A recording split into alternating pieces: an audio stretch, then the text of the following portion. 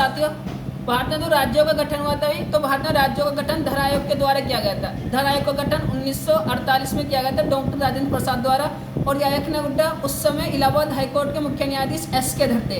SK. धर की अध्यक्षता में धर आयोग का गठन किया गया था। धर आयोग का भारत में जो उद्देश्य था ये बताना था कि भारत में जो राज्यों का गठन होगा या तो प्रशासनिक सुविधा के आधार पर होगा या भाषा के आधार पर होगा। जबकि धर आयोग ने भारत में अपनी रिपोर्ट में कहा था कि भारत में जो राज्यों का गठन होगा वह प्रशासनिक सुविधा के आधार पर होगा, न कि भाषा के आधार पर। धर आयोग की रिपोर्ट की जांच करने के लिए, समीक्षा करने के लिए एक समिति बुलाई गई थी जिसे बोला गया था जेवीपी समिति।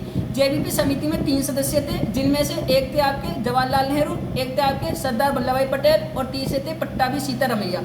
जेवीपी समिति ने भी धर आयोग का समर्थन किया था और कहा था कि भारत में जो राज्यों का गठन होना चाहिए वह प्रशासनिक सुविधा के आधार पर होना चाहिए, न कि भाषा के आधार पर। अब जैसे ही जेवीपी समिति और धर आयोग के दोनों की रिपोर्ट आई तो दक्षिण भारत में पोट्टी श्री राम उल्लू के नेतृत्व में आमरण अनशन प्रारंभ हो गया।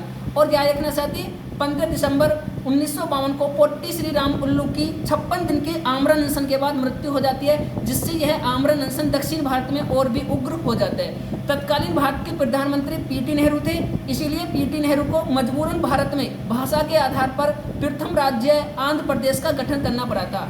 उस समय आंध्र प्रदेश की राजधानी कुर्नूल थी, जबकि उस समय आंध्र प्रदेश का हाईकोर्ट गुंडर में था। अगर आप लोगों को आज की वीडियो अच्छी लगी हो तो एक बार शेयर और लाइक जरूर करें। Thank you.